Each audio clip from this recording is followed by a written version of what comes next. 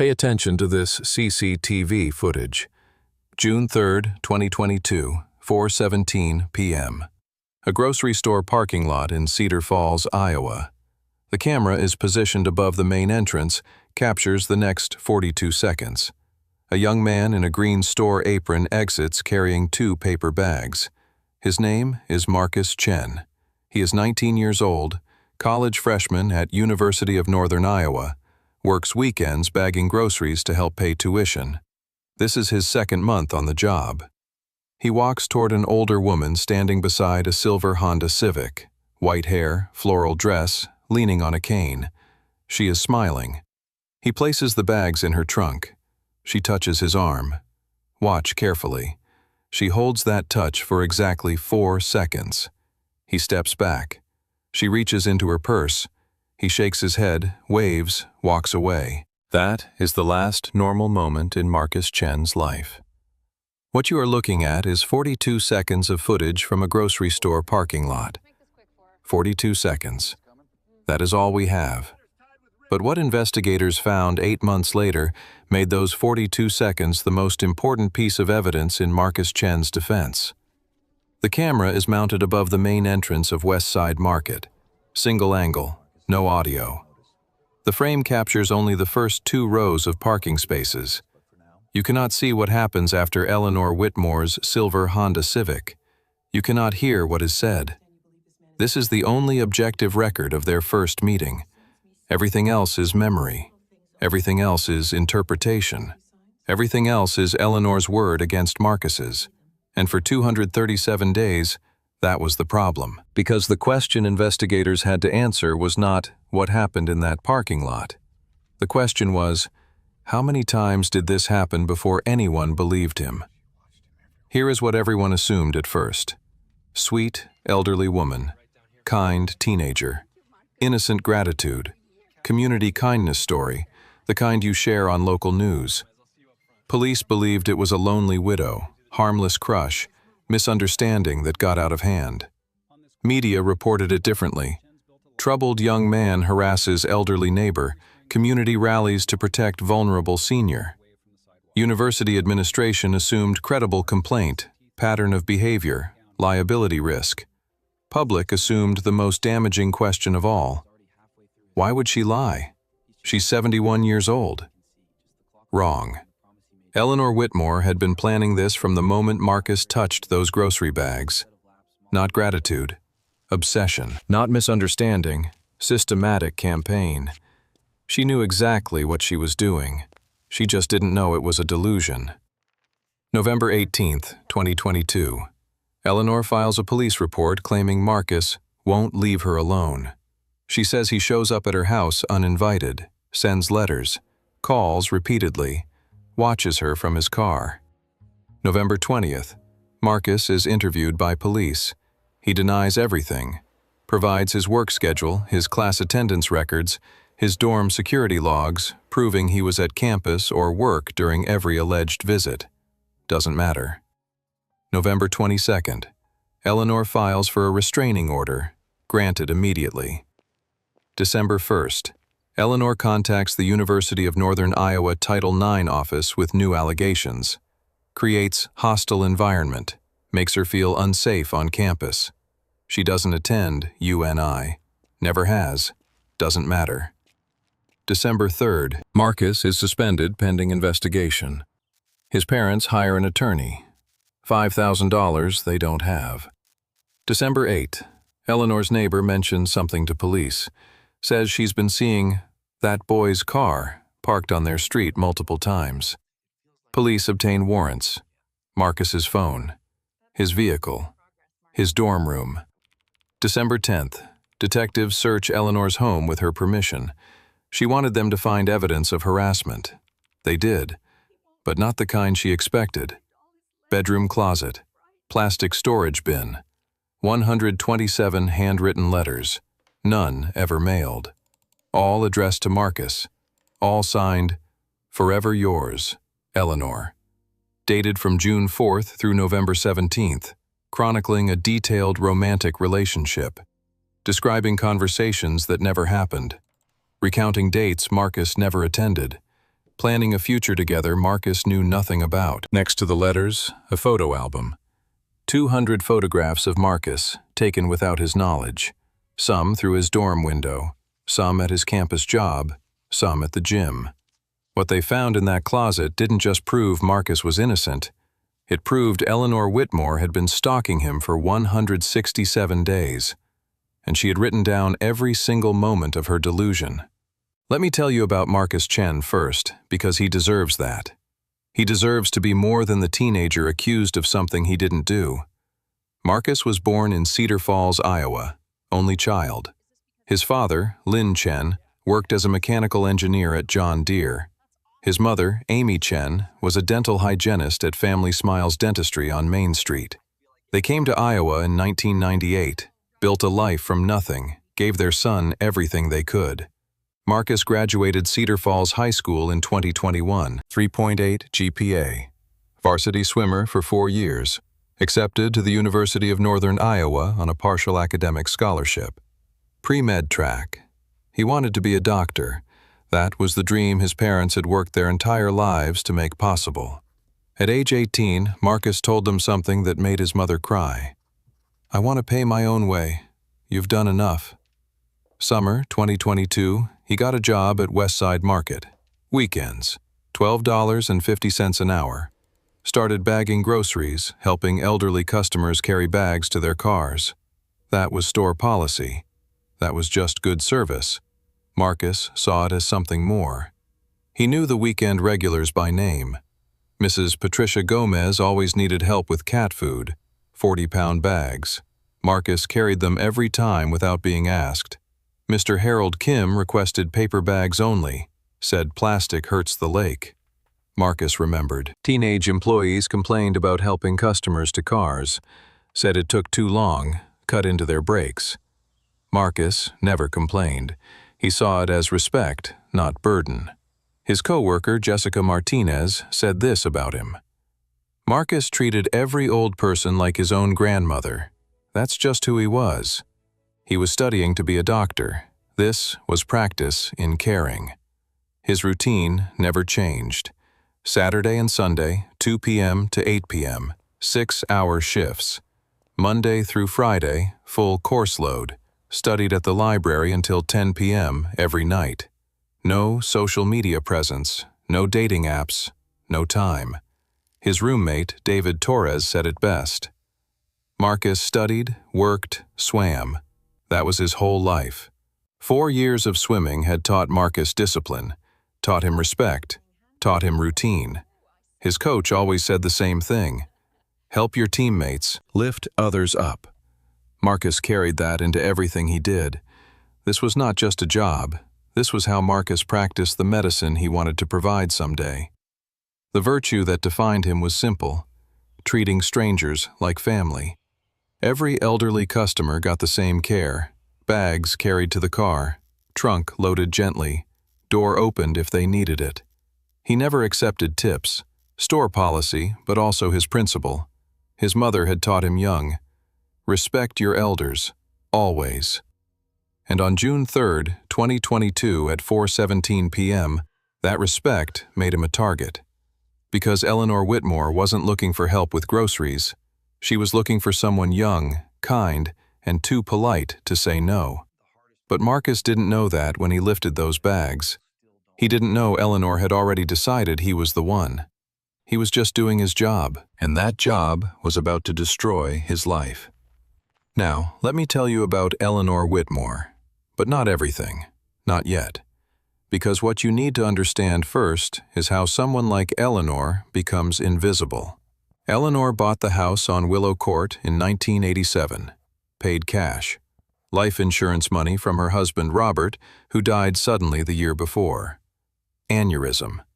He was 43 years old, no children, no close family. Sister in Oregon she hadn't seen in 12 years. Eleanor worked at Cedar Falls Public Library for 35 years, retired in 2018. Kept her house exactly as it was in 1987. Floral wallpaper, lace curtains, Robert's recliner in the living room, untouched. She attended St. Andrew's Episcopal Church every Sunday, sat in the back, left early. Neighbors said she was a sweet lady, quiet, keeps to herself. She even brought cookies to new neighbors twice, volunteered at the church food bank once a month. Nothing about Eleanor suggested danger. But here is what none of them knew. Eleanor had been alone for 36 years, not by choice, by obsession. After Robert died, she joined a grief support group, met a widower named Thomas. He was 51, kind, patient. They dated for 6 months. Thomas proposed. Eleanor said yes. Then Thomas met Eleanor's house, saw Robert's clothes still in the closet, photos everywhere, the recliner untouched. Thomas said, "Eleanor, you're not ready." Eleanor said, "I'll never be ready for anyone but Robert." Thomas left. Eleanor never tried again. For 30 years, she went to work, came home, talked to Robert's photograph. We will get to what happened in her mind, but first, remember this. Erotomania is a delusional disorder where a person believes someone is in love with them, usually targets someone of higher status, perceived as unattainable. They believe small gestures are secret messages of love. They become convinced a relationship exists despite all evidence otherwise. June 3, 2022. Eleanor began fixating on Marcus. That 4-second touch in the parking lot wasn't gratitude, it was confirmation. He held my bags so gently. He smiled at me. He sees me. June 4th, Eleanor wrote her first letter. Not to send. To document their relationship. Letter 1. Dear Marcus, today you changed my life. I know you felt it too. June 5th, she returned to the grocery store. Different time. Watched Marcus work. Took a photo through the window with a disposable camera. Didn't approach him. Just watched. June 10th, she returned again. Bought a single item. Got in Marcus's checkout line. He didn't recognize her. She interpreted this as playing it cool. June 15th, she found Marcus's Facebook. Inactive since high school. She screenshotted his profile photo, learned his last name, Googled him, found the UNI freshman directory listing his dorm building. Eleanor didn't need Marcus to love her back. She had already decided he did. And over the next 167 days, she built an entire relationship in her mind. All she needed was proof. And when she couldn't find it, she decided to create it. Now, let me tell you about Eleanor Whitmore. But not everything. Not yet. Because what you need to understand first is how someone like Eleanor becomes invisible. Eleanor bought the house on Willow Court in 1987. Paid cash. Life insurance money from her husband Robert, who had died suddenly the year before. Aneurysm. He was 43 years old. They had no children, no close family. Eleanor had a sister in Oregon she hadn't visited in 12 years. She worked at Cedar Falls Public Library for 35 years, retired in 2018, kept her house exactly as it was in 1987, floral wallpaper, lace curtains, Robert's recliner in the corner, untouched. She attended St. Andrew's Episcopal Church every Sunday, sat in the back, left early. Neighbors said she was a sweet lady, quiet, keeps to herself. She even brought cookies to new neighbors twice, volunteered at the church food bank once a month. Nothing about Eleanor suggested danger. But here is what none of them knew. Eleanor had been alone for 36 years, not by choice, by obsession. After Robert died, Eleanor joined a grief support group. She met a widower there named Thomas. He was 51 years old. Kind, patient. They dated for 6 months. Thomas proposed. Eleanor said yes. Then Thomas met Eleanor's house. He saw Robert's clothes still hanging in the closet, photos of Robert everywhere. The recliner, untouched for years. Thomas said, "Eleanor, you're not ready." Eleanor said, "I'll never be ready for anyone but Robert." Thomas left. Eleanor never tried again. For 30 years, Eleanor went to work, came home, and talked to Robert's photograph. That was her life. Work and Robert. Robert and work. We will get to what happened in her mind, but first, remember this. Erotomania is a delusional disorder where a person believes someone is in love with them. It usually targets someone of higher status, someone perceived as unattainable. The person believes small gestures are secret messages of love. They become convinced a relationship exists, despite all evidence otherwise. June 3, 2022, Eleanor began fixating on Marcus. That 4-second touch in the parking lot wasn't gratitude, it was confirmation. He held my bag so gently, he smiled at me. He sees me. June 4th, Eleanor wrote her first letter. Not to send, to document their relationship. Letter 1. Dear Marcus, today you changed my life. I know you felt it too. June 5th, she returned to the grocery store. Different time. Watched Marcus work through the window. Took a photo with a disposable camera. Didn't approach him, just watched. June 10th, she returned again. Bought a single item. Got in Marcus's checkout line. He didn't recognize her. She interpreted this as him playing it cool. June 15th, she found Marcus's Facebook. Inactive since high school. She screenshotted his profile photo, learned his last name, Googled him, found the UNI freshman directory listing his dorm building. Eleanor didn't need Marcus to love her back. She had already decided he did.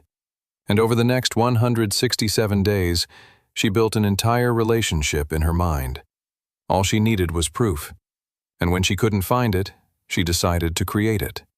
June 3rd through November 17th, 2022. 167 days. Eleanor Whitmore stalked Marcus Chen. Marcus didn't know. And when he finally found out, no one believed him. June through July, Eleanor visited Westside Market 3 to 4 times per week. Always different days, always different times, avoiding pattern detection. She never approached Marcus directly after that first encounter in the parking lot. She watched from the produce section, took mental notes, went home and wrote letters the same night.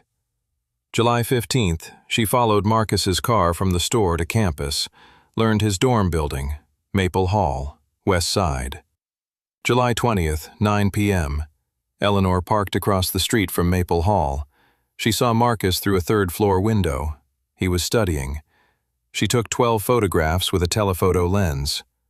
August. Fall semester began. Marcus's schedule changed. Eleanor adapted.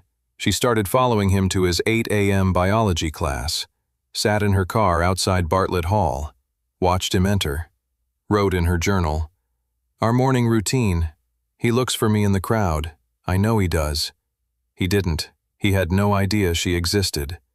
September. Eleanor escalated. She learned Marcus swam at the campus rec center, Tuesday and Thursday mornings, 6 a.m. She joined the rec center as a community member, $40 per month, sat in the viewing area, watched him swim, wrote detailed descriptions of his body, his movements, the water on his skin. November 12th. Marcus noticed Eleanor at the rec center. He recognized her from the grocery store months earlier. She was staring at him. Not exercising, just sitting, watching. He felt uncomfortable but said nothing, didn't want to seem rude. November 14th. Eleanor appeared at Marcus's workplace. She walked up to him at the register. "Do you remember me?" Marcus, polite. "Yes, ma'am. I helped you with groceries." Eleanor smiled. "We should get coffee, talk about us." Marcus, confused. "I'm sorry, I don't think—" Eleanor, insistent. "I got your letters, all of them. I feel the same way." Marcus stared at her. "I never sent you any letters." Eleanor's face changed. "Don't lie to me." November 15th. Eleanor went home furious, wrote letter 124. "You embarrassed me. After everything we've shared." November 17th. Letter 127. "If you won't admit your love, I'll make you." November 18th. Eleanor filed a police report. Claimed Marcus had been harassing her for months. She showed police the 127 letters she had written as evidence he had sent them. "Look at these. He won't stop contacting me. I'm scared." The police saw an elderly woman, scared, holding a stack of love letters. They saw Marcus's name. They saw explicit romantic content. They saw dates spanning 5 months. "We'll talk to him, ma'am. Don't worry." Marcus got a call from police. "We need you to come down to the station." November 20th. Marcus sat in an interrogation room, terrified. The detective asked, "Why have you been harassing Eleanor Whitmore?" Marcus said, "I have no idea who that is." The detective showed him the letters. Marcus had never seen them before. "This is my handwriting?" "No." "Did I write these?" "No." "Then how?" The detective didn't believe him. Because who would believe a 19-year-old over a frightened 71-year-old woman with 127 pieces of evidence? The system was designed to protect her, and Eleanor knew it. 8 days. That is how long it took for Marcus's life to collapse. Restraining order granted, university suspension filed, job terminated for concerning behavior. And Marcus couldn't prove any of it was a lie until December 10th. November 22nd. Restraining order granted, 500-foot distance from Eleanor Whitmore. Marcus provided alibis for every alleged visit Eleanor claimed. Work schedules, class attendance records, dorm security logs showing he never left campus during the time she said he was at her house. Didn't matter. November 25th, Eleanor filed another complaint, claimed Marcus violated the restraining order, said he drove past her house twice that morning. Marcus was in Biology 101, 8 a.m. to 9:15 a.m. He had 40 witnesses. Complaint filed anyway, December 1st. The University of Northern Iowa received Eleanor's Title IX complaint. She claimed Marcus had created a hostile environment, said he made her feel unsafe on campus. Eleanor didn't attend UNI, never had, didn't matter. December 3rd, Marcus was suspended pending investigation. His parents hired an attorney. $5,000 retainer they didn't have. Marcus's attorney subpoenaed Westside Market security footage, requested all recordings from June 1st through November 30th showing Marcus Chen. December 8th, the footage was reviewed. 167 days of tape, cross-referenced with Eleanor's letters. The letters described 14 different encounters at the grocery store. We talked about his dreams. He touched my hand. We laughed together. The CCTV showed something else. Marcus never spoke to Eleanor after June 3rd. Not once. Not ever. She was there, in the background of the footage, watching him work. But he never approached her, never acknowledged her, never knew she existed. Marcus's attorney presented this to police. She wrote fiction, not fact. December 10th. Police obtained a warrant for Eleanor's home, not to prove Marcus guilty, to understand why Eleanor's story didn't match the video evidence. Eleanor welcomed them in. Finally, you'll see the truth. Bedroom closet, plastic storage bin, 127 letters, organized chronologically, all in Eleanor's handwriting. Later analysis confirmed it, all signed by Eleanor, all addressed to Marcus, none ever mailed. Next to the letters, a photo album, 200 photographs, Marcus at work, Marcus at school, Marcus at the gym, Marcus visible through his dorm window. Camera timestamps matched Eleanor's letter dates perfectly. She had documented her own stalking. An evidence technician said it later. She built a case against herself. Police realized something. Eleanor believed these letters were from Marcus. A detective asked her, "Mrs. Whitmore, who wrote these?" Eleanor answered, "He did.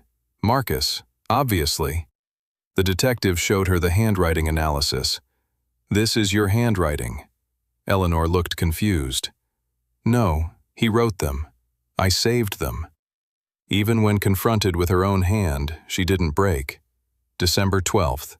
The court ordered a psychiatric evaluation. Dr. Patricia Hammond, forensic psychiatrist, conducted a 6-hour assessment. Her diagnosis? Erotomania with delusional features. Eleanor genuinely believed Marcus loved her. genuinely believed he had written the letters she herself had written. Dr. Hammond said, "She's not lying, she's delusional. She cannot distinguish reality from her constructed narrative." The evidence was overwhelming. 127 letters in Eleanor's handwriting, 200 photos she took, CCTV proving Marcus never engaged. But Eleanor still believed every word of it, and for 28 days the system believed her too. December 15, 2022. Charges against Marcus Chen dropped. Restraining order vacated. University suspension lifted. But that's not justice. That's just the beginning of cleaning up the damage. December 15th. The prosecutor reviewed Dr. Hammond's psychiatric report, reviewed the CCTV evidence, reviewed the handwriting analysis, made a statement to the press. "We cannot prosecute a victim of stalking for defending himself from false accusations." All charges dropped. Formal apology issued. The restraining order was vacated immediately. The university was notified. Suspension lifted. Record cleared. Westside Market was contacted. "We made a mistake. Marcus is welcome back any time." Marcus didn't go back. Couldn't. Every customer would know his face. Every shift would be a reminder. December 18th. Marcus's attorney filed a civil suit against Eleanor Whitmore. Defamation, emotional distress, loss of income. $750,000 in damages requested. January 9th, 2023. Competency hearing. The court needed to determine if Eleanor could stand trial, not for stalking Marcus, for filing false police reports, for wasting police resources, for weaponizing the legal system against an innocent person. Dr. Patricia Hammond testified. Mrs. Whitmore suffers from erotomania, a delusional disorder. She genuinely believes Marcus Chen is in love with her. She believes he wrote those letters, despite all evidence to the contrary. She is not competent to understand the charges against her. The defense presented Eleanor's medical history. 2019, treated for anxiety and intrusive thoughts about a coworker at the library. 2020, prescribed antipsychotic medication. 2021, stopped taking it. Told her therapist she didn't need medication anymore. Said Robert told her so. Robert died in 1986. She had been talking to him for 37 years. The judge reviewed the evidence, the letters, the photographs, the psychiatric evaluation. He made his ruling. Mrs. Whitmore is not criminally responsible due to mental disease. Criminal charges dismissed, but civil commitment approved. January 20th. Eleanor was committed to Iowa State Psychiatric Hospital. Involuntary commitment. Minimum 6 months. Renewable based on clinical assessment. Treatment plan, antipsychotic medication, cognitive behavioral therapy, supervised housing. March 2023. Eleanor's sister arrived from Oregon. She hadn't seen Eleanor in 12 years. She petitioned for guardianship. Granted. She sold Eleanor's house on Willow Court, used the proceeds to move Eleanor to an assisted living facility in Portland, closer to family, farther from Marcus. A new restraining order was issued. Lifetime ban from contacting Marcus Chen. GPS monitoring required if Eleanor was ever released from supervised care. Eleanor Whitmore was not in prison. She was in treatment, but Marcus was still trapped. April 2023. The civil suit was settled out of court. Eleanor's estate, the proceeds from the house sale, paid Marcus Chen $180,000. It covered his legal fees, covered his lost wages from Westside Market, covered tuition for 1 year at UNI. Marcus's attorney made a statement. Money doesn't fix what she took from him, but it helps him move forward. It had to be enough. The law called it a resolution, but for Marcus, it was just damage control. Because Eleanor got treatment and supervision, Marcus got a settlement check and a Wikipedia page. Justice was served. But the cost was his reputation, his peace, and 8 months of his life. Marcus Chen gave one interview after the settlement. Just one. to his college newspaper, the Northern Iowan. March 15, 2023. He said the hardest part wasn't the accusations, it was that people still don't believe him. Marcus returned to UNI in January 2023. His semester was delayed by 2 months. He changed his major from pre-med to computer science. Not because he didn't want to be a doctor anymore, because he Googled his own name one night and found exactly what he feared. UNI student accused of stalking elderly woman. Articles from November 2022, before the truth came out. Local news coverage. Teenager accused of harassing widow. Reddit threads titled, "Kid who stalked old lady gets off because she's crazy." Comment sections filled with speculation. Rich parents probably paid for a fake diagnosis. He definitely did it, just got away with it. None of them updated when the charges were dropped. None of them corrected the record when Eleanor was committed. The internet doesn't forget. It doesn't care about exoneration. Marcus told the reporter something that still haunts him. "I'll apply to med school someday, maybe in 5 years, maybe 10. But every admissions committee will Google me first. They'll see accused of stalking before they see charges dropped. I did everything right, helped someone with groceries, and now I'm the bad guy forever."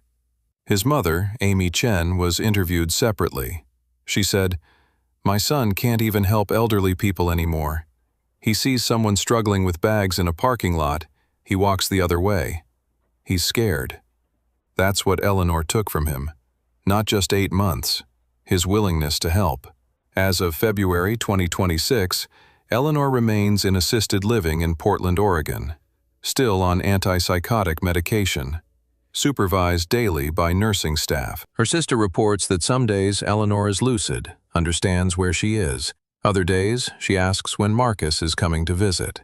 The restraining order is still active, renewed annually. Every year, Marcus receives a notification in the mail. Eleanor Whitmore remains prohibited from contact. Every year, the same reminder. She's still out there, still thinking about him. Eleanor's sister said this about her. "She doesn't understand what she did wrong. To her, she was just in love. That's the cruelest part. She doesn't even feel guilty." The Cedar Falls Police Department issued a policy change after Marcus's case. All harassment complaints now require corroborating evidence beyond the victim's statement. Handwriting analysis is mandatory for letter-based accusations. Video evidence must be reviewed before restraining orders are granted. The University of Northern Iowa updated its Title IX procedures. Suspensions require a preliminary investigation, not just a complaint filing. Accusers must demonstrate a verifiable connection to campus. Eleanor never attended UNI. The complaint should never have been processed. These are good changes. They might protect the next Marcus. But here is what they cannot change. The damage already done to young people who trusted the system to be fair. The reality that believe victims sometimes becomes don't investigate accusations. If you are young and someone older fixates on you, understand something. Marcus did nothing wrong. He was polite. He was respectful. He helped someone who needed help. And Eleanor turned that kindness into evidence of a relationship that never existed. The warning signs weren't in Marcus's behavior. They were in Eleanor's. The repeated visits to the grocery store, the staring at the rec center, the uncomfortable questions at his workplace. Marcus felt it. That November 14th conversation felt wrong. But he had been taught to be polite to elders, so he stayed polite. If someone makes you uncomfortable, you are allowed to say so, even if they're 71 years old, even if they seem harmless, even if you think you're overreacting. Document everything. Save receipts, save timestamps, remember witnesses. Because if they accuse you later, you will need proof you were somewhere else. Marcus had that proof. It saved him. But it took 28 days, $5,000 in legal fees, and a university suspension that will follow him forever. Marcus Chen is 22 years old now, graduating in May 2026 with a degree in computer science. He still swims, still studies, doesn't work retail anymore. His parents paid off the legal fees last year. The grocery store where he worked has a new policy now. Staff are not required to help customers to their vehicles. They implemented that because of Marcus, because being kind became dangerous. Share this story, not because Eleanor is a monster. She's not. She's sick. Share it because the system assumed guilt before investigating innocence. Share it because a 19-year-old carried groceries and almost lost his future. Marcus Chen deserved better, and every young person trying to be kind deserves protection, not suspicion. This is what happened to Marcus Chen. This is what 42 seconds of CCTV captured. This is what 127 letters written by Eleanor Whitmore cost a teenager who just wanted to help. Eleanor believed she was in love. The system believed she was a victim, and Marcus paid the price for both.